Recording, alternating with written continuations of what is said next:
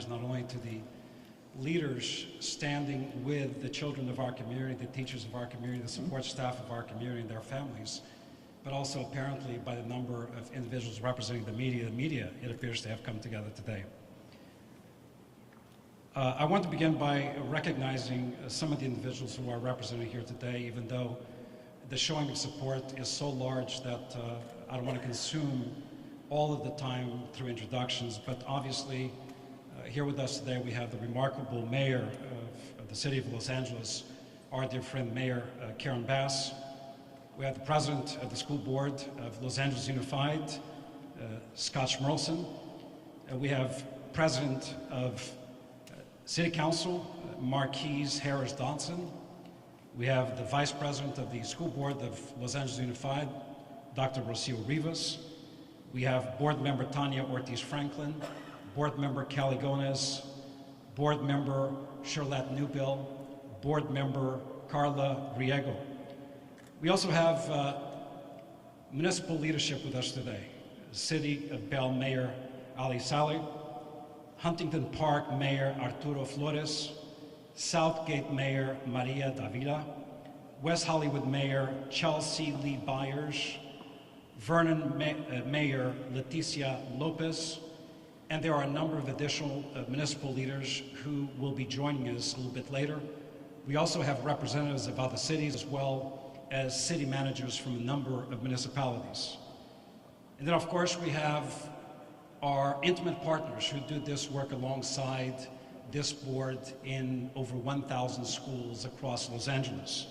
Talking about labor leaders, Adriana Salazar, president of Teamsters 572, Leticia Fox, president of CSEA, Los Angeles chapter of 500, Julie Van Winkle, vice president of UTLA, Lester Garcia, senior advisor, SEIU Local 99, Maria Nichols, president of ALA, and Eddie Alvarez with LAUSD Building Trades.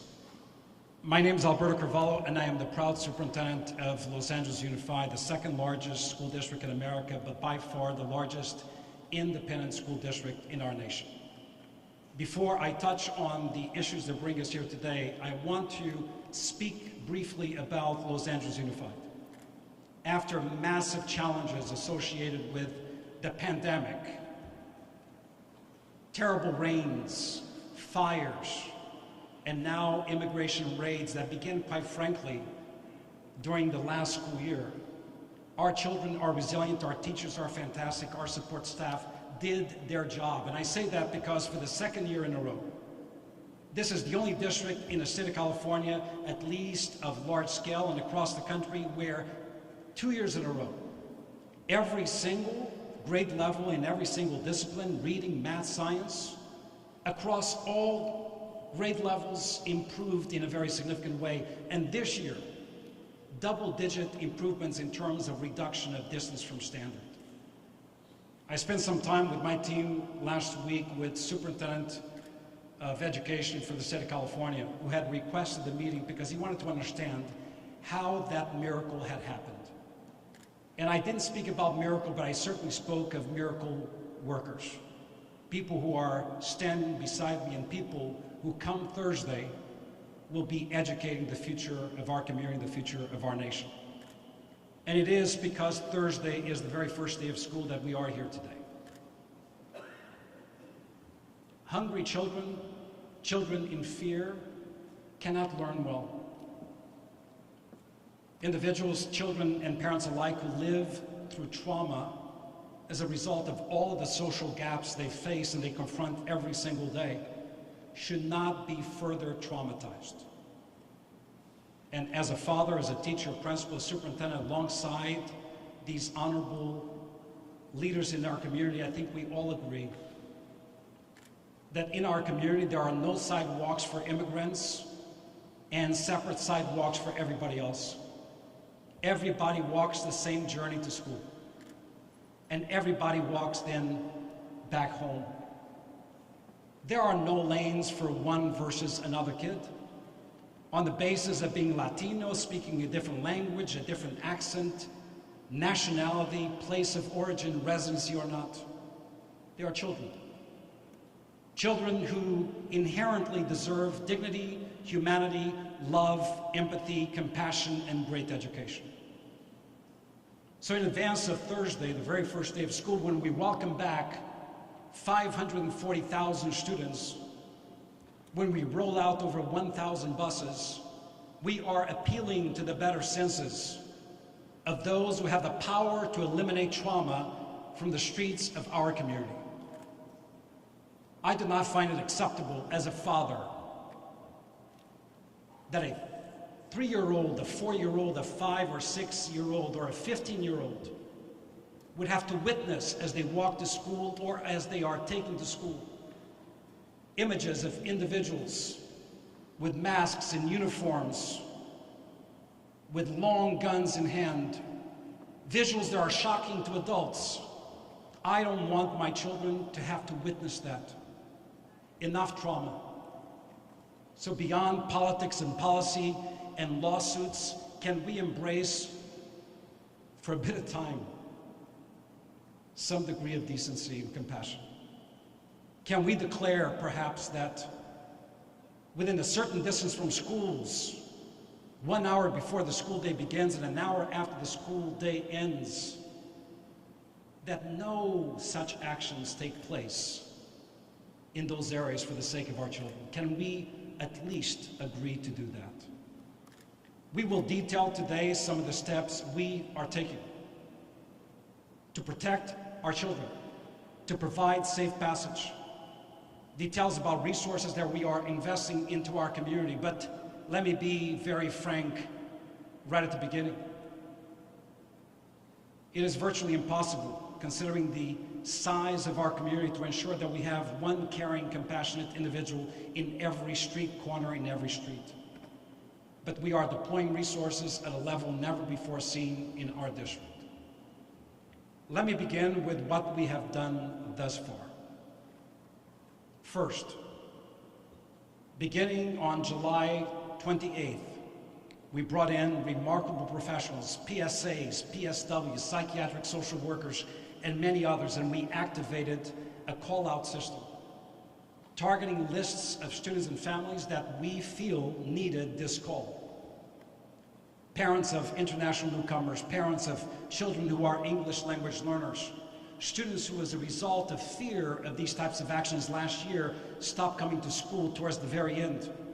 Children who at the graduation events told us that they were there, but their parents were not there because they were afraid something would happen. I can tell you that by this morning, we have called in excess of 10,000 such families.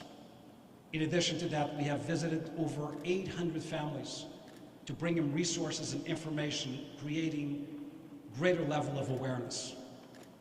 We have prepared a family preparedness pack that is currently being distributed across the entire district.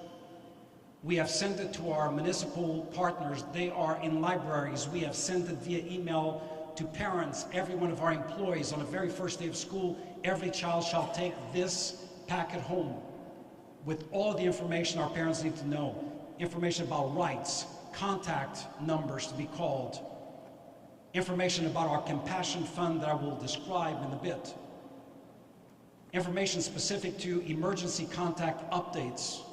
Should anyone in that family be apprehended, we don't want children alone. Information about the child, should the child have to go somewhere under someone's care. Vital health information, allergies, immunization information, what they like, what they fear.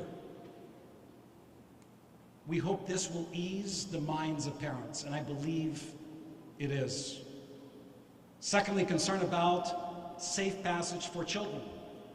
We have rerouted a number of our bus routes. We have added additional bus routes to ensure that we have transportation for all. We are appealing to our community. Parents, if you are afraid of being on the street with your child, we more than likely can accommodate a specific bus route for your child. We saw last week the numbers going up. We've taken by now a couple of hundred calls from parents asking for those specific accommodations. We have been able to grant them. We want no one to stay home as a result of fears. That is why our transportation division is here. We continue to provide, and we have augmented specific services through virtual education. We have virtual academies, and we've seen toward the latter part of last week a 7% increase in the enrollment of students in our virtual academies. Let me be very clear, there's nothing like face-to-face education.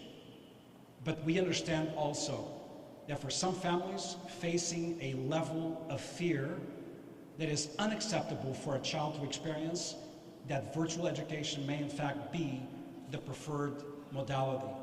We are here to support. Need information about transportation or virtual academy? Call our hotline or call your principal, call your counselor. They will provide you with the information.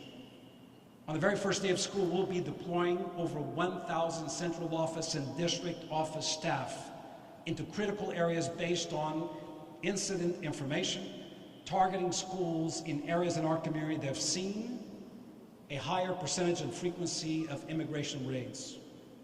In addition to that, we are deploying a record number of safe passage entities and community safety deployments, over 100 on the very first day of school.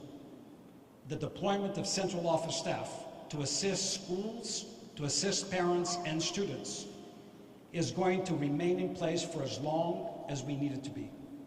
In addition to this deployment of already identified individuals, we will be accepting volunteer requests from individuals who want to serve this cause.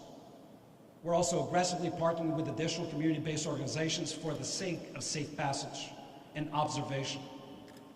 We're not stopping there. The appointment of former Chief of Police, Chief Zipperman, who worked for over 20 years with Los Angeles Unified, but worked for the Sheriff's Department, worked for LAPD, knows the leaders in our community.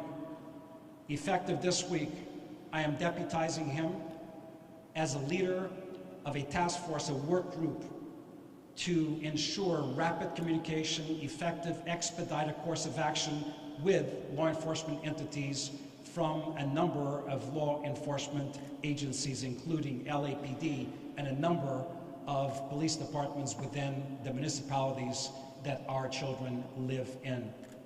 We believe this rapid information, rapid dissemination and awareness network, rapid response will bring about much needed consolation and support for our families. We are not stopping there. After the school day is over, we are activating emergency crisis teams that will visit families, in some cases actually walk with families to their homes, and then provide the needed assistance, information, and resources they may require. I will now speak about one important issue, and I want to use an example that actually occurred this morning. That is disturbing, it is heartbreaking, it is reprehensible, it is unacceptable, not only in our community, but anywhere in America. At 9:30 this morning, right outside Arleta High School, while a young lady was registering inside Arleta, a family member accompanied by a young man were interviewed by a number of officers who declared then that they were not enforcing immigration law, nor were they part of ICE.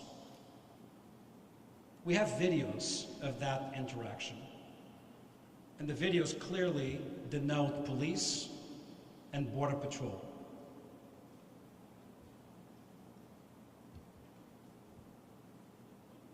An individual was pulled from the vehicle. He was riding with his grandmother, pulled from the vehicle, related to the young lady who was registering at Arleta High School. This young man was placed in handcuffs, presumably based on mistaken identity. He was not an adult. He was a 15-year-old boy. with significant disabilities. This cannot happen. Yes, it happened before the start of the school year, but this is the exact type of incident that traumatizes our communities. It cannot repeat itself. Now, the protocols worked. LASPD was called. Our principal, again, courageously went outside, stabilizing the condition. The individual, the young man, who is a student at San Fernando High School, was released, but the release will not release him from what he experienced. The trauma will linger. It will not cease. It is unacceptable. That is why our demand, and there will be more to be discussed, and I'm not going to get into it today, about additional steps we're taking specific to areas of protection, radius outside of schools, 1 hour prior, 1 hour after the school day ends, for the benefit of our children. But the question is, what happens beyond those areas? The last point before I bring up additional speakers deals with the fact that we cannot be everywhere all the time, but the networks of information and awareness that we have stood up are strong. The level of awareness and training of our workforce is strong. Every one of our workforce members, over 75,000 people, received emails last week with what we're doing, how we will be doing it, and equally important, the additional training they will be getting before kids arrive in school on the first pupil-free day this coming week, this week. Despite all of our efforts, we need the community's attention and support. Information is golden at times like these. With that said, and I'll come back, I want to introduce the mayor of the city of Los Angeles, Mayor Karen Bass, and I want to thank Mayor Bass for the fact that through our communications, I said, can we have a strong show of force and support on behalf of our kids? Yes, anytime, anywhere. Mayor Bass.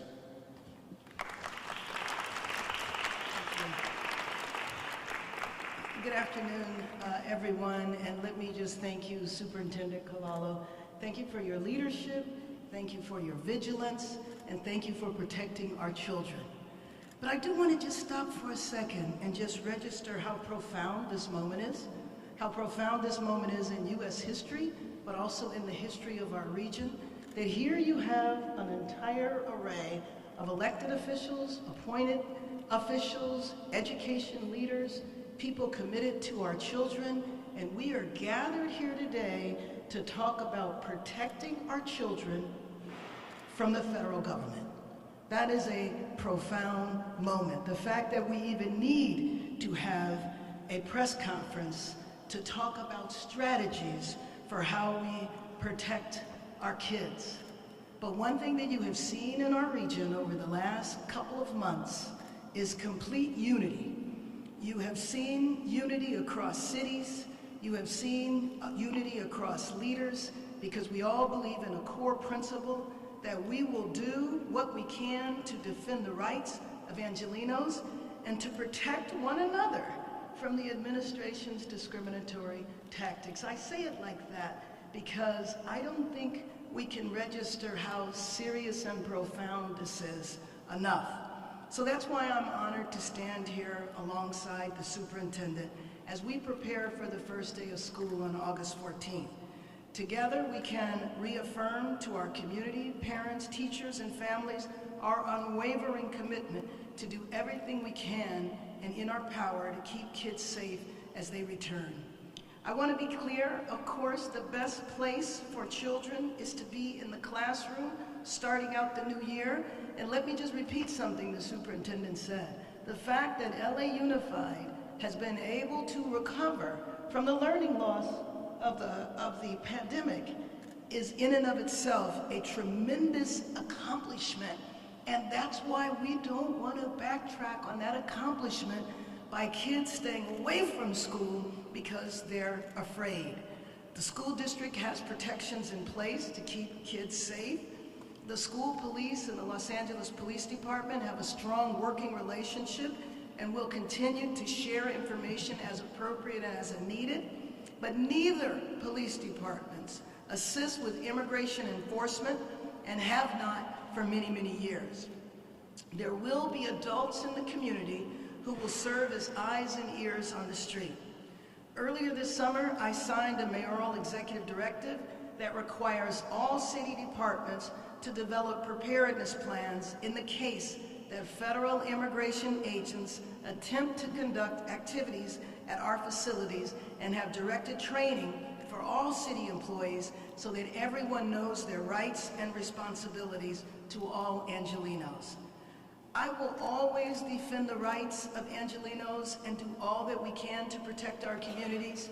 And so I want to thank Superintendent Cavallo and all of the leaders that stand behind me. And I want to end by sharing an experience I had at McCarthy Park. When everyone saw the troops come in and stage that event, because that's all it was a performance, an 8-year-old kid I talked to a little bit after the troops had moved out, and the first thing he said to me was how he was concerned and afraid about ICE. He didn't even know that ICE was upstairs from where he was. But the fact that an 8-year-old had any concern about ICE at all just reflects the seriousness and how profound it is that our young people are going through this unnecessary trauma which should not interfere with their education. We want LA Unified to continue the success that the district has had over the last few years, and we will all stand and support our education leaders to make sure that we can continue to progress. Thank you very much. Thank you very much, Mayor Bass. Before I bring up President Scott Schmerelson, 2 quick points that the mayor made me think about. Number one, I want to be very clear about one thing. The incident that happened at Arleta High School this morning, it actually gets worse. After the agents left, the principal and other individuals detected they left behind bullets, ammunition. Bullets. Our police was called, as I said. They reported to the site. They recovered those bullets, and they reached out to the law enforcement agencies that had been there. And what was conveyed was actually shocking. We told them, come and get the bullets you left behind. And actually what they said was, you guys can keep them and use them at the target practice range. That's not suitable for us. Come and get what you left behind. That example says all we need to know about why these actions should not be taking place around schools. Bullets on the ground, what else do we need? Beyond the trauma, what else do we need? Mistaken identity. How about encounters with children with profound disabilities who are non-communicative? Have we thought about that? Enough indecency. Enough indecency. That is why automatic protocols for lockdowns, which by the way is already the practice in Los Angeles Unified, will be in place. If there is detected law enforcement activity, inclusive of immigration enforcement actions around our schools, that area is automatically placed under lockdown, and the typical communication protocols to the workforce and the parents are activated. President of the School Board, Scott Schmerelson.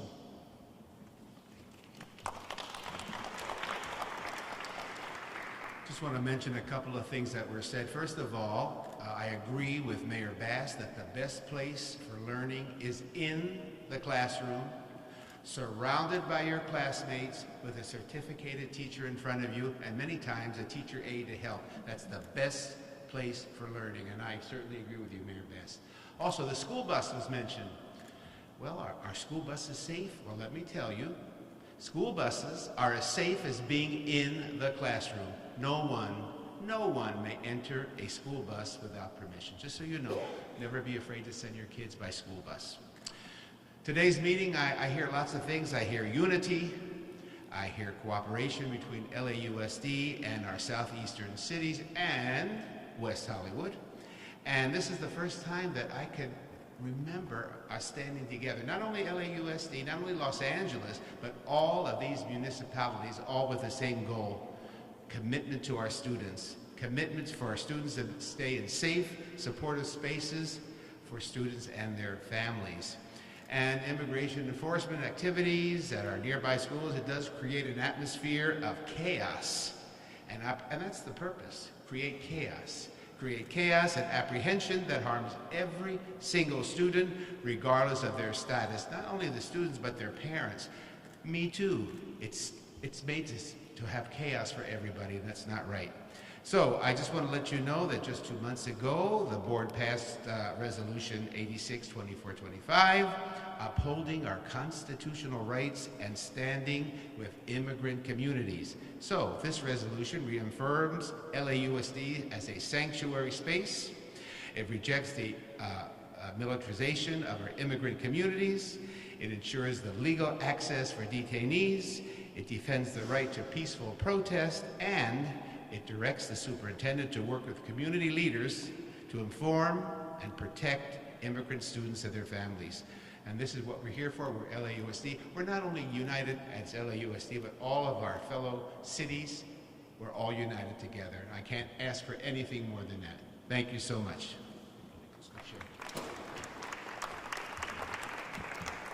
We're very blessed to have with us also, as I said earlier, LA City Council President Marquise Harris-Dawson.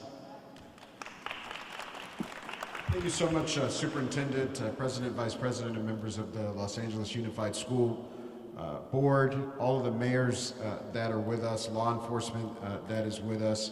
I just want to come and affirm the Los Angeles City Council's full support and solidarity with all of the families, all of the schools, and law enforcement during this very dark and difficult time.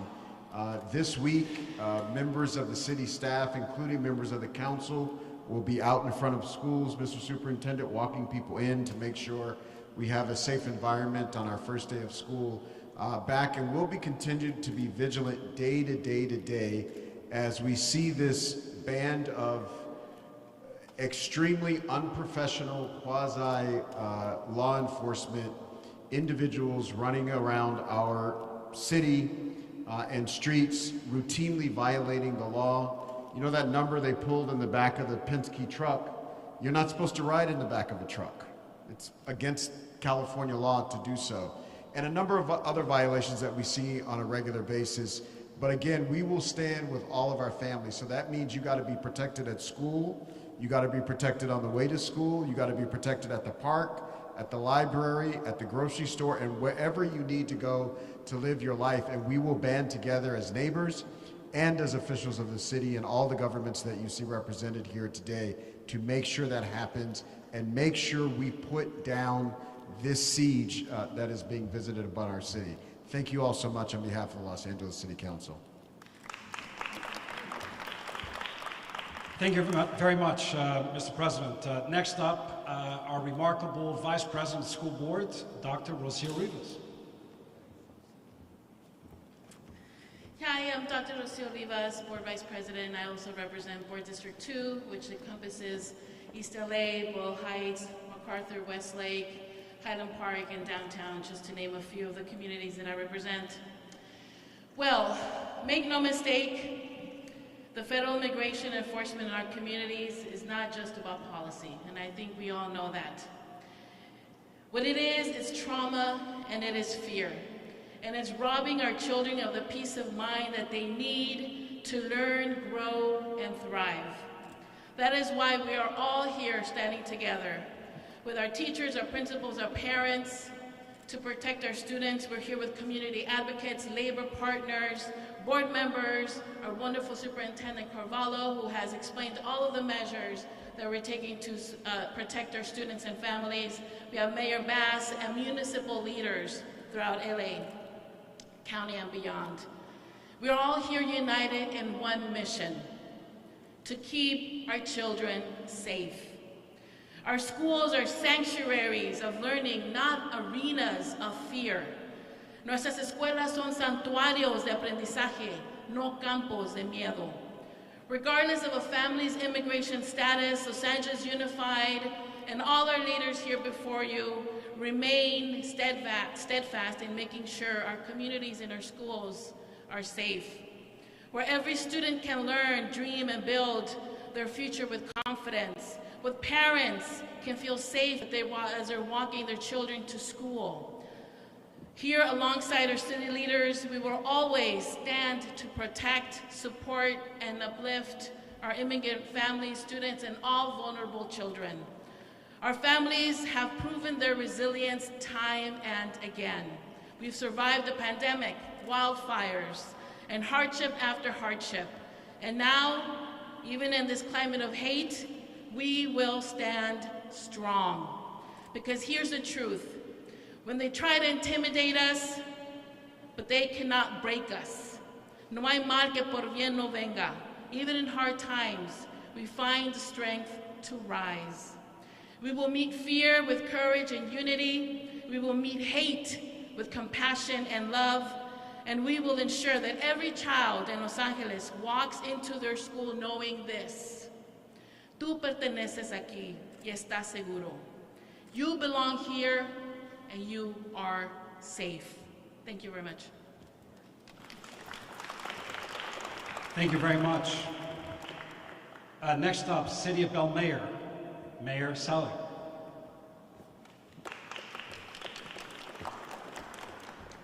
Good afternoon. My name is Ali Saleh, Mayor of the City of Bell. City of Bell is 96% Latino. We have a diverse community there. My family immigrated to this great country from Lebanon to make a better life here in this community, in the City of Bell. I want to make sure that all our students are protected and safe to go from their homes to the school, and make sure that there's no in-between, and that when they return home, that their parents are there to receive them and make sure they help them with their education and make sure that they're fed. No student should be to get home and their parents are not there. So the protection of our kids is important to all of us here, as you see the unity behind me. The Bell Police Department will be patrolling throughout the City of Bell at all school. I will definitely be there myself to make sure that our students are protected and make sure that they're able to go from their homes to school and protected in the sanctuary, as the school board member had mentioned. Let's work to keep our community safe, all of us united. Estamos aquí unidos para proteger los estudiantes de nosotros, comunidades, a ver que vayan a la escuela y regresan a sus casas, que ahí están también sus padres para recibirlos. Gracias. Thank you very much. Mayor Arturo Flores representing Huntington Park.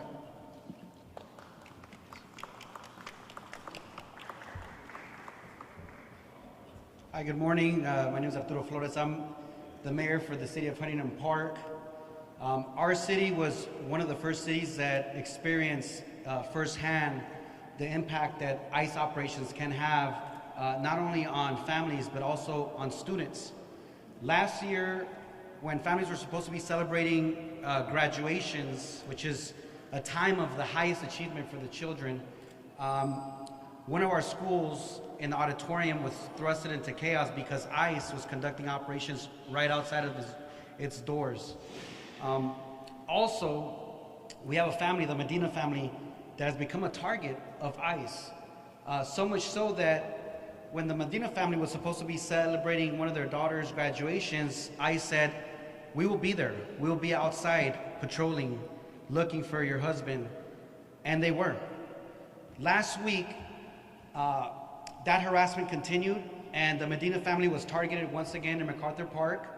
And the wife was arrested, and the grandmother was also arrested. As of now, Elizabeth Medina is being held hostage by the federal government. She has a visa. She's able to be here legally. And so, to me, this is very real. Abigail, George, and Adeline will start school while their grandmother is being held hostage by the federal government. Let that sink in. And so this weekend was very heavy for me. Having leaders like the superintendent, like the mayor of LA, mayors for different cities, President Council Marquise Harris Dawson, having leaders standing behind me, reaffirming and reiterating their support for protecting our kids, it really, really renews my faith and my hope in our city and our people in this country. So I want to take a moment to make sure that I acknowledge that leadership and that I thank them.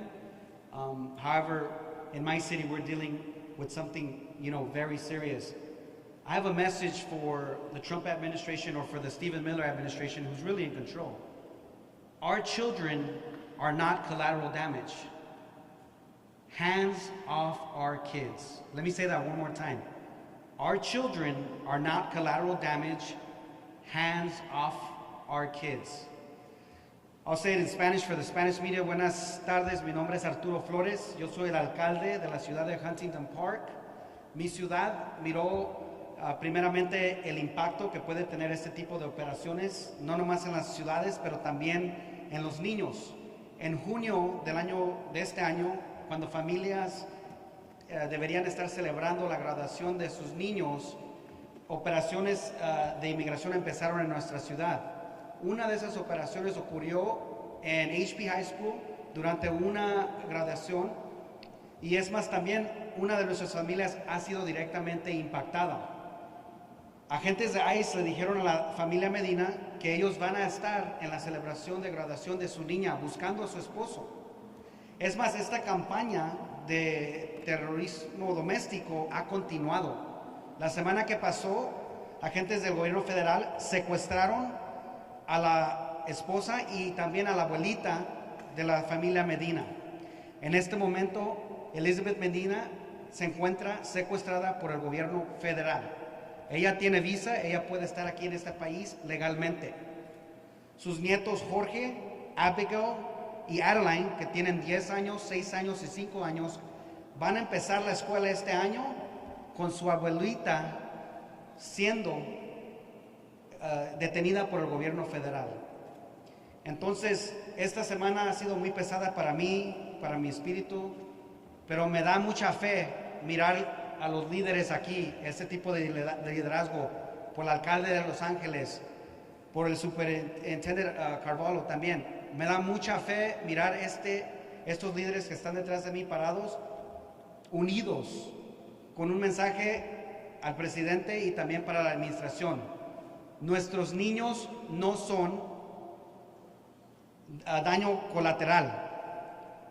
No se metan con los niños. Déjenme lo digo otra vez. Nuestros niños no son daño colateral. No se metan con nuestros niños. Gracias. Que tengan buen día. Thank you very much. Next up, Southgate Mayor, Maria Davila.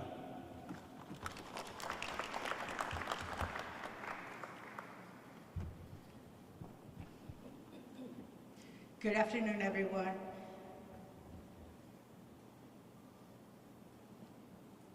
Thank you to our leaders, Mayor Bass and our Superintendent Carvalho, for putting this press conference together and looking for the best interest of our children. This partnership sends a clear message. Every student deserves to walk to school, learn, and return home safe. I know that the recent immigration enforcement activity has led many families feeling anxiety, fear, and a lot of that has got our children with a lot of mental health issues. We need to get them help. To our Southgate residents, I want you to know that we are standing here next to you, that we are here to see that all our children go to school, walk safe, and come home safely.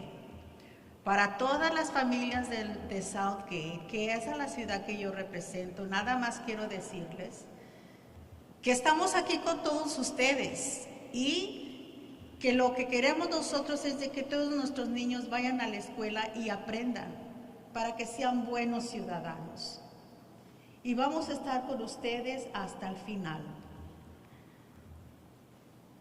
Our greatest strength in our community is our unity, that we continue working together with our schools, our law enforcement, and our neighbors to ensure that no student's education is disturbed by fear.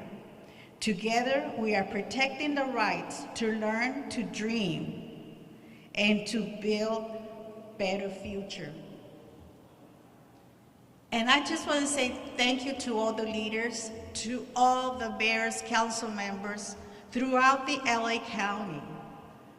As long as we all stand together, united, and continue working together in solidarity, we can get this through. But the most important thing right now and why we're here, it's our children. We need to make sure that they go to school, they feel safe, and also that the parents feel confident that when they go to school, they're gonna be safe there. So we'll be out there watching after them. And our Southgate Police Department will definitely be out there too. So with that, thank you everyone, and thank you to Superintendent Carvalho and to Mayor Bass. Thank you. West Hollywood Mayor, Chelsea Lee Byers. Thank you. Good afternoon. I'm Chelsea Byers, and I serve as mayor for the City of West Hollywood. The City of West Hollywood unequivocally condemns recent immigration enforcement activity in our region, which we experienced as a city firsthand on July 4th. These actions are discriminatory, disruptive, hostile, and they only serve to instill fear in our community, and especially the young people in our community. We recognize the fundamental role that our public schools and LA Unified Schools in particular plays in building an inclusive and welcoming community and society for our young people to participate in. And it's especially egregious that these diverse community spaces meant for young people to flourish would become threatened by the heartless and strategic cruelty of this administration. West Hollywood stands united in our commitment to keeping Los Angeles Unified Schools safe and supportive for every student and family.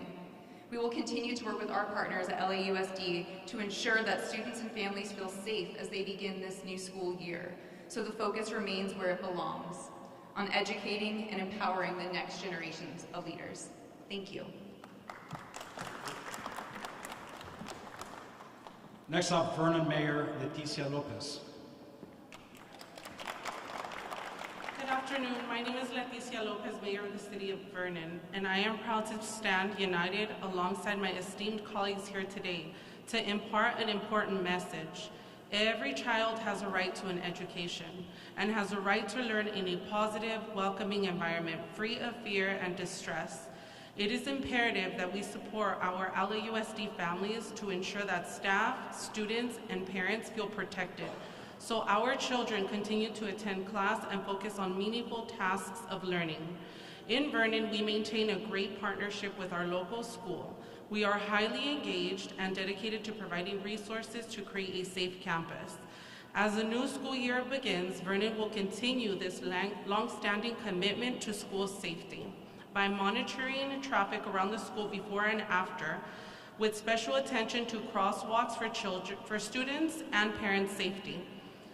Making periodic visits to the campus throughout the day to offer a visible public safety presence, and by responding to calls for service at the school on behalf of the LAUSD Police Department, allowing LAUSD officers to focus on other campuses within the district. Education is powerful and creates opportunities and access. Our solidarity, consistent support, and unwavering commitment to the safety, dignity, and well-being of all individuals, regardless of immigration status, will elevate our communities. Let's remember that the young people we are supporting today are the advocates and leaders of tomorrow. Thank you. Thank you very much.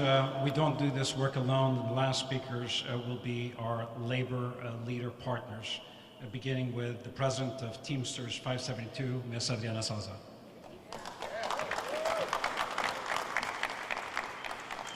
Good afternoon.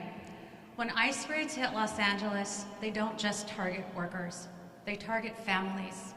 They rip apart parents from children. They replace trust with fear. And that fear walks right into our LAUSD school sites.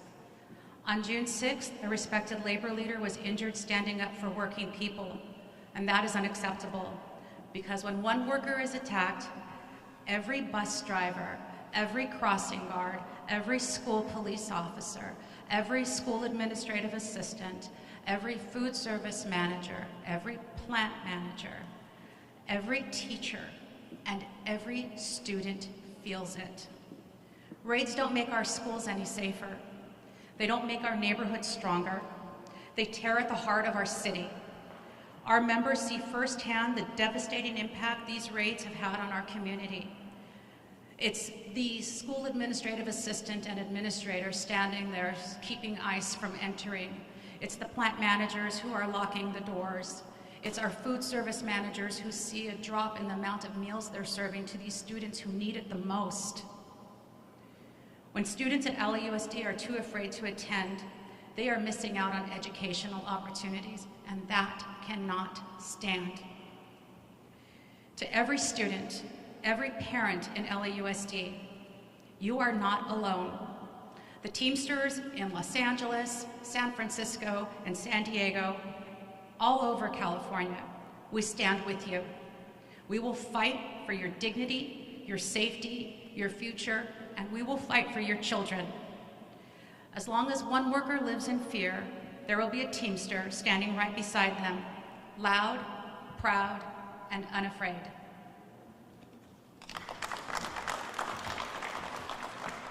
Next up, the president of CSEA Los Angeles Chapter 500, Ms. Leticia Fox. Thank you, Mr. Superintendent. Yes, I am Leticia Fox, Chapter President and State Association First Vice President of the California School Employees Association. CSCA stands with our members, their families, and students in these challenging times, recognizing that immigration enforcement actions can create fear and uncertainty in our communities.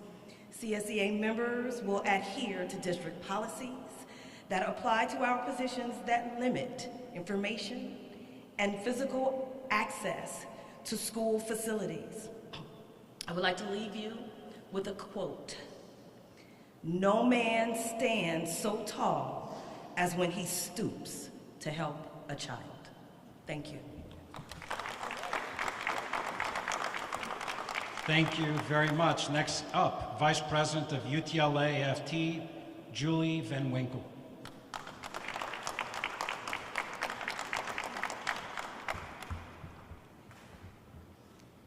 Hi everybody, my name is Julie Van Winkle, Vice President of United Teachers Los Angeles. In the past few months, Reseda High School and Miguel Contreras Learning Complex have been rocked by cruel deportations of our students, leaving empty desks and classmates in fear as we struggle to pick up the pieces. Benjamin and Nori were part of these school communities, yet now their futures hang in the balance because of those who would rather dehumanize them than allow them the chance to succeed. Today, unidentified immigration agents handcuffed, detained, and drew their guns on a student outside of Arleta High School. This is despicable. Our schools are not hunting grounds for immigration agents, despite what this regressive administration believes. Our schools are places of safety, learning, and community power. We will not be silent while Angelenos are targeted and torn from their families. As educators, we will always defend our students from harm, and we are not alone. The labor movement stands shoulder to shoulder with us, united in defending our classrooms. And if it wasn't already clear, any attempt to violate that will be met with fierce, organized resistance. We acknowledge the work that the community has been doing every day, and we acknowledge that the district is supportive of protecting our immigrant students and families. And we're glad that the district is beginning to implement some of the demands educators have made for the safety of our students and school communities. We will also continue to push for more, clearer procedures at school sites, robust safe passage networks for students and their families as they go to and from school, and more. Educators will be ready out in front of their schools on the first day of school to welcome families back. More than ever, we need all of us to work together as a community to keep our students and their families safe during this terrorism that we're experiencing from ICE and the federal government. We keep us safe. Thank you. Thank you very much. Next up, Lester Garcia, representing SEIU Local 99.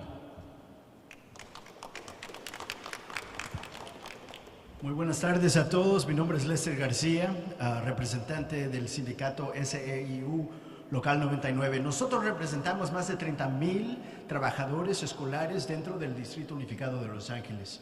Nuestros miembros preparan la comida, conducen los camiones y les dan apoyo directamente a los estudiantes de necesidades de educación especial. Nuestros miembros hacen su trabajo de corazón. Cada día llegan listos para apoyar a nuestros hijos y protegerlos. Este primer día de escuela no sería nada diferente. Nuestros miembros con ese mismo corazón estarán ahí protegiendo a nuestras familias. Les quiero decir o compartir más bien, que nuestros miembros también son padres. Más de la mitad de los trabajadores escolares que representamos nosotros tienen hijos en las escuelas. Nuestros miembros también son recipientes de DACA, son recipientes de TPS o son residentes. También vienen de familias y hogares donde no todos tienen papeles, pero aún así, en frente de la incertidumbre y el temor que existe en nuestra comunidad, nosotros estaremos ahí apuntados y asegurando que nuestros hijos tengan acceso a un ambiente saludable, seguro y donde ellos se sientan bienvenidos. I just want to say really quickly, my name is Lester Garcia, representing SEIU Local 99, 30,000 classified school employees. Our members drive the buses. Our members prepare and distribute over 680,000 meals per day. Our members provide direct support to our special needs kids. Our most vulnerable student populations are served by our membership. Our members are also parents in LAUSD. Our members live in the communities in which they work. Our members are DACA recipients. They're TPS recipients. They're residents and naturalized citizens. They come from mixed status households. And everything that our members do on a daily basis, they do it from their heart. And it's from that same place of love and struggle that our members will be there on day one and every day after that to ensure that our children have access to clean, safe, supportive, and nurturing school environments. Our message to our families who are maybe thinking twice about staying home is that our 30,000 members stand with you. We are there, we will be there, and we will ensure that our children are defended and protected. Thank you very much, and yes. Thank you very much. Next up, Ms. Maria Nichols, President of ALA. Good afternoon. I am Maria Nichols, a very proud president for Associated Administrators of Los Angeles, Teamsters Local 2010. I serve and support approximately 3,000 administrators, middle manager administrators in LAUSD, all of our early ed principals, elementary school principals, secondary principals, along with adult education, and our school support administrators. Our site administrators are at the front line when situations of ICE and raids occur. And I want to commend LAUSD for really putting forth a campaign, as we are one in LAUSD, of procedures and protocols that are critical when crises occurs at a school site. Our principals and our administrators on the front line of schools know what to do, following protocols, having very good communication information in order to reach out to their regions, because we are large in LAUSD, over 500,000 students north, west, east, and south. And we need to have those protocols and procedures to be sure that information is quick to be sure that communication systems are in place, and to be sure that we are doing our #1 job, and that is ensuring protection for our students, their families, and our communities. So I want to thank our Superintendent Carvalho for putting forth that campaign. I want to thank our local superintendents and our regions, our ops coordinators, and our Office of General Counsel, along with an array of other team members at schools, that when crises occurs, we come together. I want to thank all of our city leaders today, our labor partners today that are standing with us. LAUSD right now is in collective bargaining across the table, fighting for the rights of our workers, fighting for equity, fighting for respect. Today we are not, in any way, shape, or form, separated from this belief and philosophy that all children have a right to a free and public education. All children have a right to come to school to learn. I myself are an immigrant, like so many of our staff members in LAUSD. Superintendent Carvalho has a story. We all bring our stories, and we are passionate and believe in our words and in the work that we do, so that when we are no longer here, our children continue to have a dream, to have a journey, to be educated, and we are standing in unity with unwavering resolve to ensure that our kids have the right and the dignity and the respect to come to school to learn, to ensure that we are protecting our parents and our communities, and to say, standing together in unity, we will stand together and united and fight strong against the injustices that are going on right now in our great city of Los Angeles. Thank you very much. Almost there, and the last labor leader, Mr. Eddie Alvarez, representative with the LAOC Building Trades.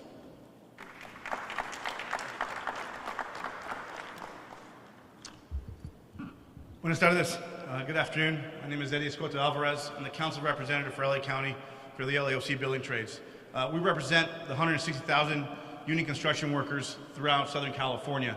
But I also like to say that we represent every construction worker throughout the whole entire region, represented and non-represented, especially those workers that were picked up at the Home Depot the other day down the street, and every other construction worker who's been having to put up for just going to work to making a buck. A lot of those workers have students here at LAUSD. All they're trying to do is give their children a better life. May that be through housing, may that be through whatever they didn't have, but now they're doing the work, standing in front of those Home Depots, standing in front of other places, just trying to kind of get paid, sometimes not even getting paid, right? And now we have ICE charting those workers. They're not criminals, they're not bad people, they're just trying people to live the American dream. So we want to make sure that those workers, especially those workers, are represented right now, that they have their rights seen on a daily basis. Many of us went through LAUSD, including myself. I'm a proud graduate of LAUSD, and we know firsthand how important it is for families to feel secure and so their children can focus on learning, not fear, so that the workers, our members, can not have to fear of going there to work every day to see what they may saw this morning out in Arleta High School. We're committed at the Building Trades to make sure the learning environment is a place students and the workers feel protected. That includes our apprentices, who benefit deeply from the strong partnership that we have at LAUSD.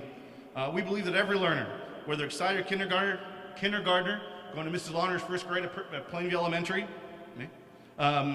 or the adult learner going back to their second career, that every single learner, every single member, every single parent who's going to a PTA meeting at night after they've put in that 12-hour shift, maybe working on a non-union housing project, that they don't feel that they may get picked up by ICE, just to make sure that their kid's doing well in school. So we want to thank the superintendent, Madam Mayor, and the president, and everybody else in the LAUSD for bringing us together today and working together for the next 2 semesters next year, and for the next however long it takes, to make sure every worker, non-union, union, and every one of those students that they are in charge of, to make sure they get through those schools, have a good place to go to learn. Thank you very much. All right, thank you very much. Just one additional thing. I really want to acknowledge the County of Los Angeles, Supervisor Horvath, Solis, and Mitchell. They have provided comments that will be included in the press release that will follow today's event. 10% of the students that we educate are in unincorporated areas of of our community. I wanted to, since I addressed it, the Family Preparedness Care Package is here. I believe each one of you received it. Thousands of these have already been distributed, and every student across Los Angeles Unified will go home with this packet on the very first day of school, in addition to those that have already been sent out via email or through our board members' offices or community-based organizations. I think it's time to take your questions, but before that, just a few words in Spanish. Hoy es un día muy importante. Estamos aquí reunidos con líderes de nuestra comunidad para demostrar el apoyo universal que nuestros niños, nuestros estudiantes y sus familias merecen, principalmente durante estos tiempos tan difíciles, tan oscuros, que están creando un nivel de temor y miedo en nuestra comunidad que no es aceptable, no es bueno de un punto de vista social, de un punto de vista de salud mental para nuestros niños. Hemos decidido crear protocolos de protección, pero también reconociendo los límites de jurisdicción que existen aquí en nuestra comunidad. Es necesario tener enlaces muy fuertes especiales con las ciudades y con departamentos de policía aquí en nuestra comunidad para crear una red de información, una red de protección para el beneficio de nuestros niños y sus familias. Durante las 2 semanas pasadas hemos llamado a más de 10,000 familias para asegurarles que las medidas que estamos tomando son de protección para nuestros niños. También tenemos consejeros hablando con los niños y las familias antes del primer día de escuela, este jueves, el día 14 de agosto. También vamos a tener miles de empleados y voluntarios en nuestras calles, ayudando a nuestras familias, porque muchos de ellos tienen temor. Hemos adicionado rutas de autobuses escolares para proporcionar un viaje seguro para nuestros niños y muchas más medidas, incluyendo ayuda legal para nuestros niños por medio de nuestra fundación y con la ayuda de nuestra abogada, la señora Devorah Navarro Reed, gratis para nuestras familias. Estamos haciendo todo lo que podemos para asegurar un año de protección para nuestros niños. Y estamos pidiendo también al gobierno federal que una área alrededor de nuestros planteles escolares, por favor, siguen no solamente la ley y la política, pero también compasión y empatía para nuestros niños. Niños jóvenes no deberían presenciar, observar y ser intimidados por acciones de adultos en nuestra comunidad. With that said, let's go to your questions, please. I think somebody's going to help with them. Thank you so much for Superintendent. This is Teresa with the LA Daily News. So my question is, are you seeing or expecting a drop in student attendance as the school year begins? And does LAUSD has latest attendance data since the immigration enforcement began? And was Yes. So interestingly, and this was asked actually by Howard a number of times towards the end of last school year when we saw an intensification of immigration raids and actions in our community, we actually did not see across the board, across all of Los Angeles Unified, a decline in the average daily attendance. What we did see was in very, very specific areas that were targeted by law enforcement entities, the schools in those areas for about a day or two, we did see a dip in attendance, but then it bounced back, and I think that is a function of our rapid communication and our affirmation of protection for our students. So we have not seen that dip in attendance district-wide, but I can tell you in a very honest way, we are concerned about the first, second, third weeks of school. We do not know what the enrollment will be like.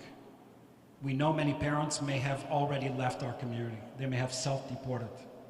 We don't know what that will be, and that could be somewhat disruptive this school year. We hope that through our communication efforts, our awareness efforts, information, and the direct counseling with students and parents, that we'll be able to provide stable attendance for kids in our community.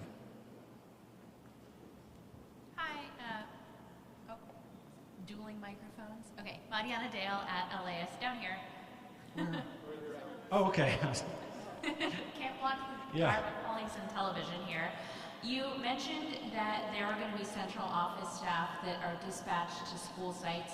Can you speak more about what the role of those staff will be on the first day of school? Right, so the concept of dawn patrol, so individuals from central office and regional office, there's nothing more important than ensuring a positive start of the school year. So ordinarily, we always send out some additional individuals to schools or to regional offices to provide support. This year is a little bit different. This year, we need eyes on the street. We need eyes as parents arrive at school sites. We need eyes that will provide that smile to kids, but also provide critical information to our schools, to our operations division, to our police department, should anything around the school be detected in a way that we feel could compromise that safety envelope around schools. So it's additional support to the principals, to the teachers. It's additional welcoming arms and eyes to our children and the parents. And it's the ability to very rapidly provide information to parents in a multitude of languages, utilizing the workforce talent that we have that's usually not assigned to schools. It is on? Oh. Emily Valdez, KNX. I'm a little confused about the envelope thing. Have you talked to ICE if they agreed to that? Because if they got a warrant, from what I've seen, they'll just go in and get whoever they want, and anybody who tries to stop them is impeding a federal operation. They're going to get arrested as well. And that's the other thing is a safe passage. Are you going to have people walking the kids to school if their parents are afraid, or how is that going to work? Yeah. So tell me your name again. Emily Valdez, KNX News. Oh, okay. So on safe passage, no. Safe passage, they don't necessarily walk kids to school. Safe passage entities are deployed to intersections of certain areas, zip codes, on the basis of a trend of actions, whether they are acts of violence against children, vehicular threats. This year, that includes also areas in our community that have been specifically targeted for ICE raids. Pico Rivera, a number of cities in southeast Los Angeles. Safe passage helps students navigate those areas. Safe passage entities also communicate to the school things that may be happening a block, 2 blocks, 3 blocks away from the school, okay? Secondly, I want to be very clear about one thing, and I thought I had touched on this for a number of months. Our protocols of training have been very effective.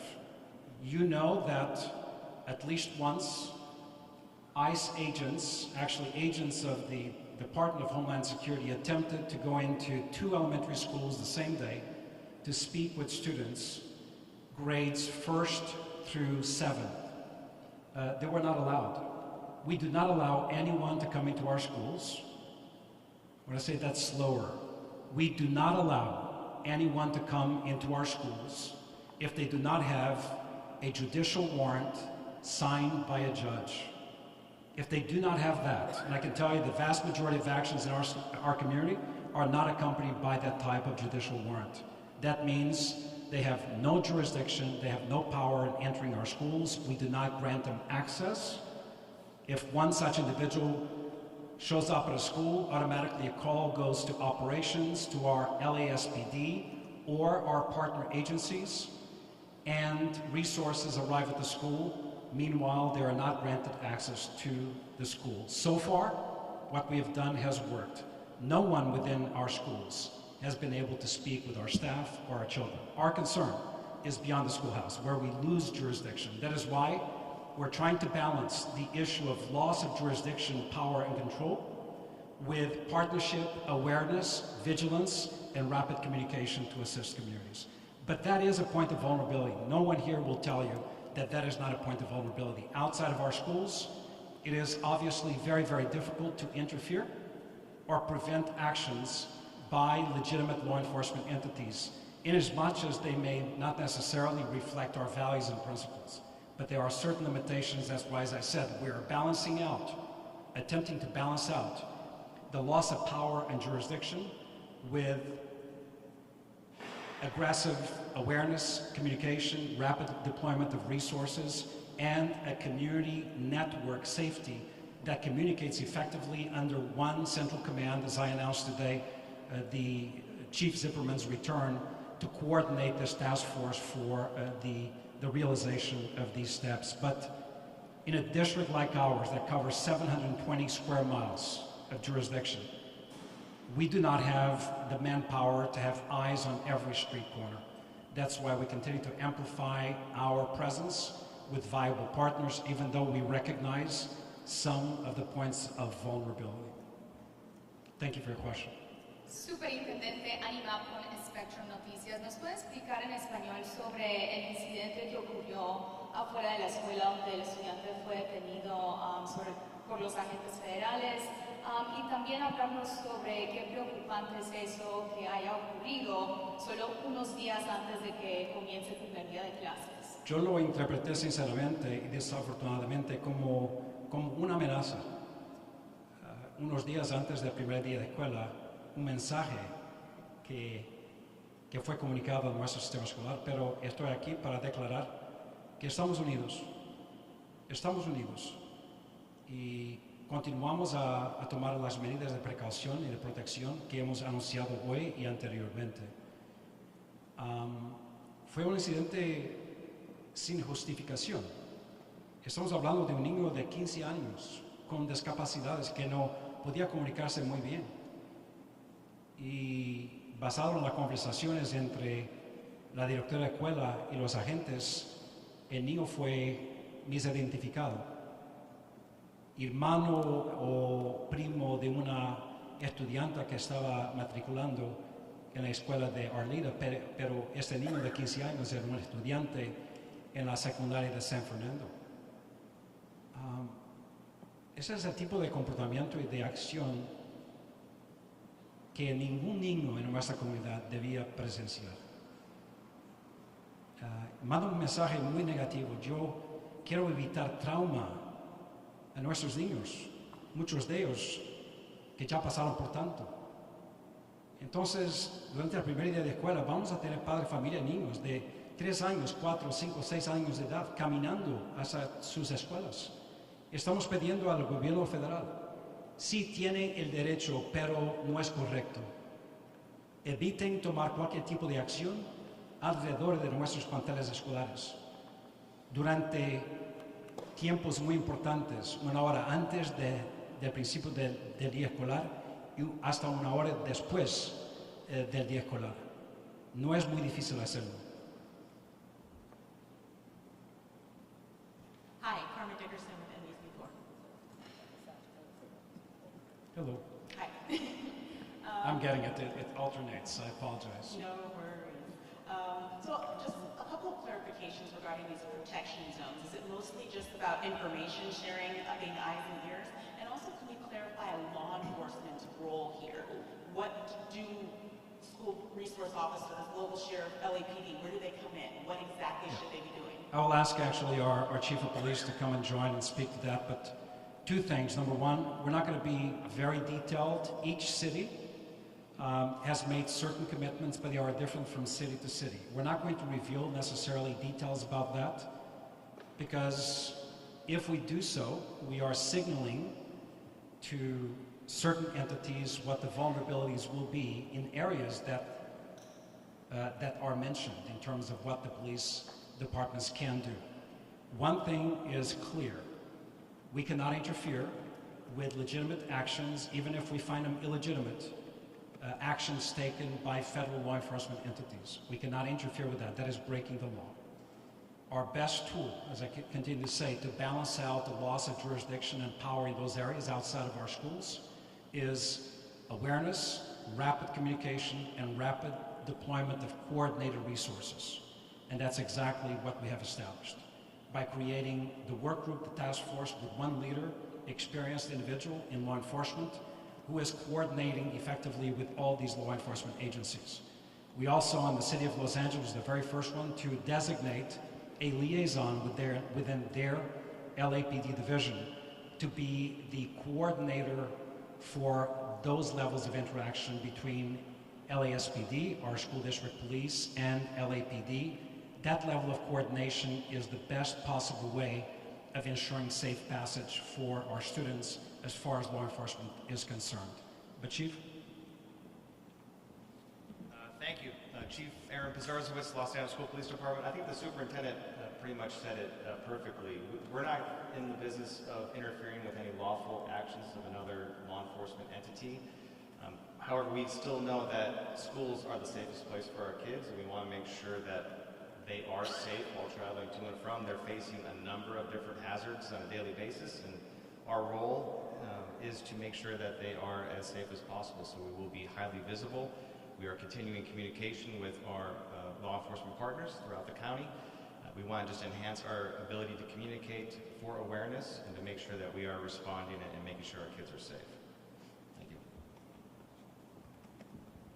And one additional thing is that we're using data from last year as well as data specific to immigration raids throughout the summer to identify the critical zones. I said, Pico Rivera. We're talking about a number of elementary schools, middle schools, and at least 4 high schools within that area. We are particularly concerned with high schools. Why? There are 17-year-old young men and women who are students, who may look adult, may be Latino, Latina, and simply walking to school could put them in harm's way.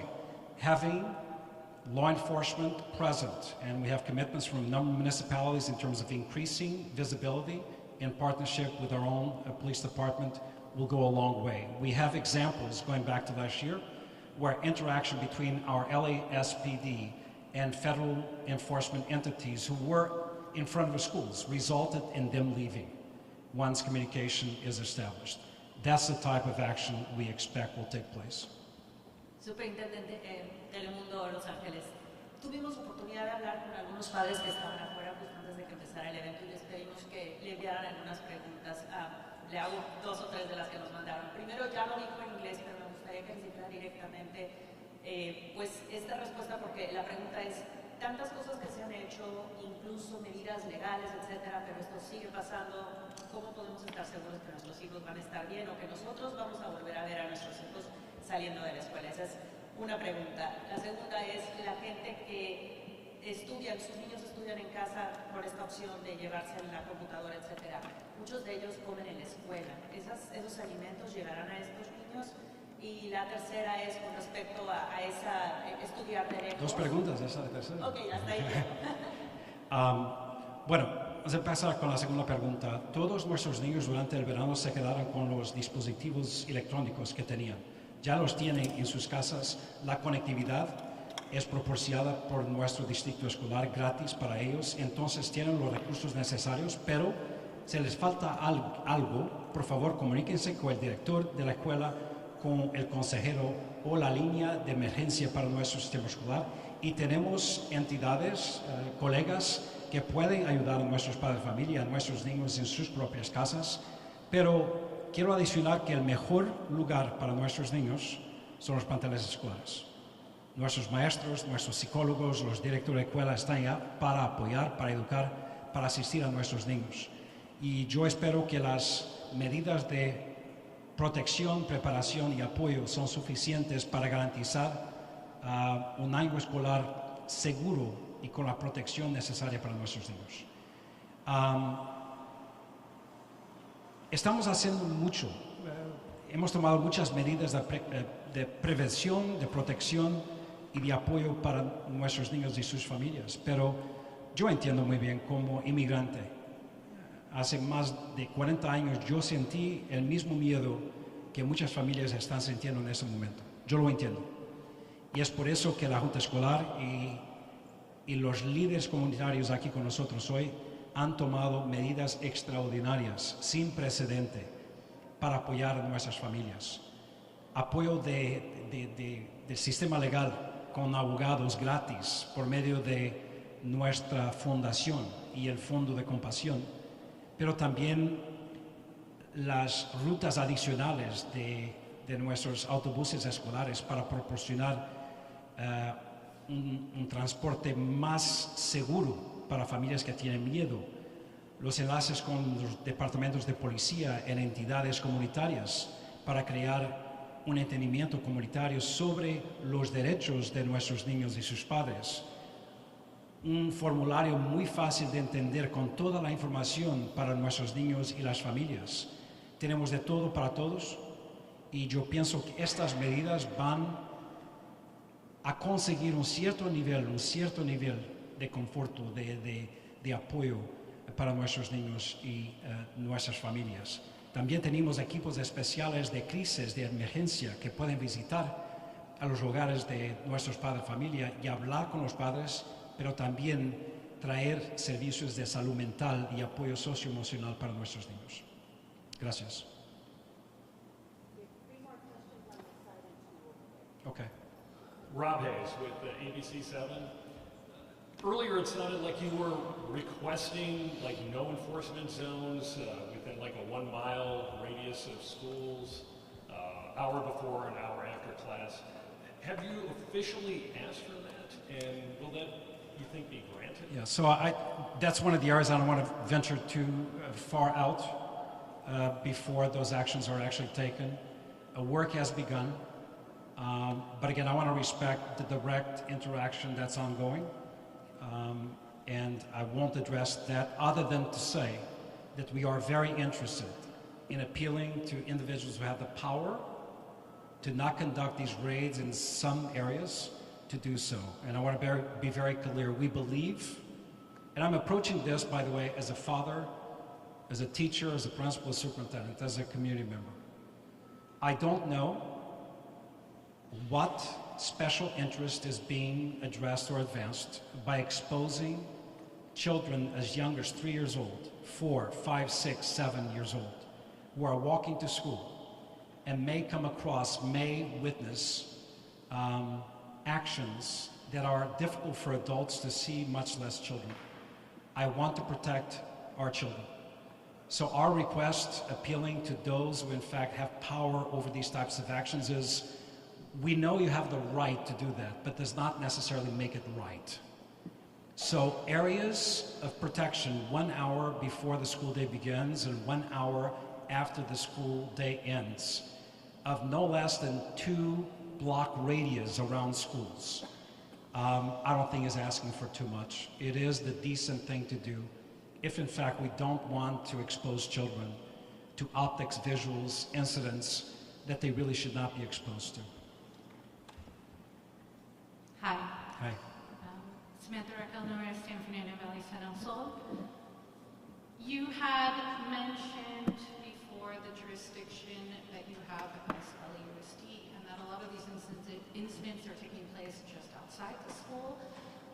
It's unfortunate that Mayor Bass is no longer here to address this as well, but what support are you receiving and from the city to be able to combat that and protect students? I know you spoke about this a little bit, but you said you can't interfere with legal actions. These aren't legal actions anymore.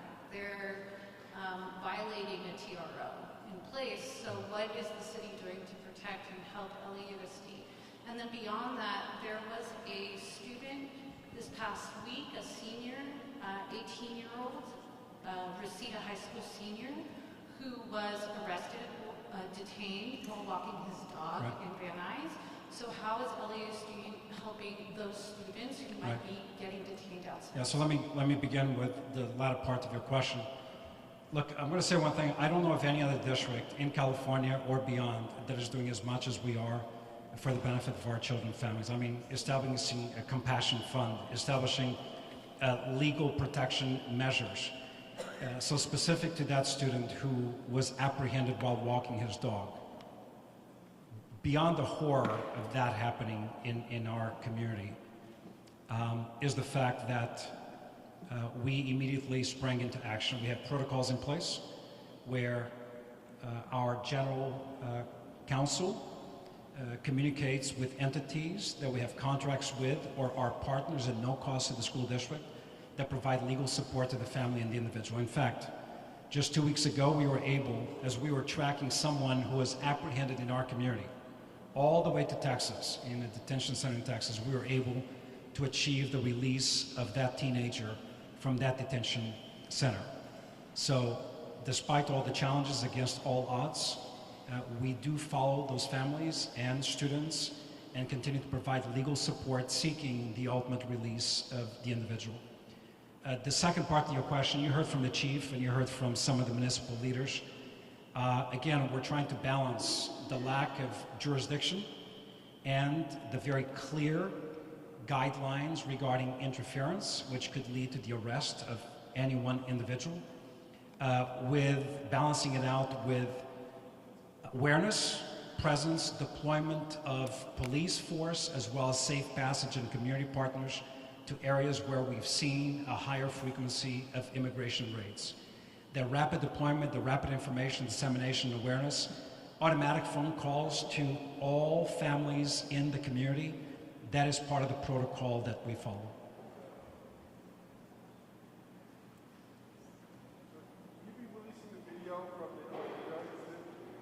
I don't think we can release the video, but I'll communicate with our general counsel as the video reveals the identity and obviously the face of the student, and federal confidentiality laws prevent us from releasing that type of information.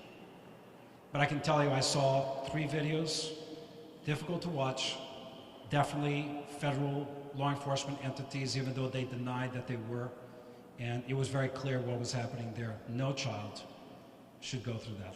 Even children who may not look like children, but this was a 15-year-old boy with significant disabilities. Okay, buenas tardes.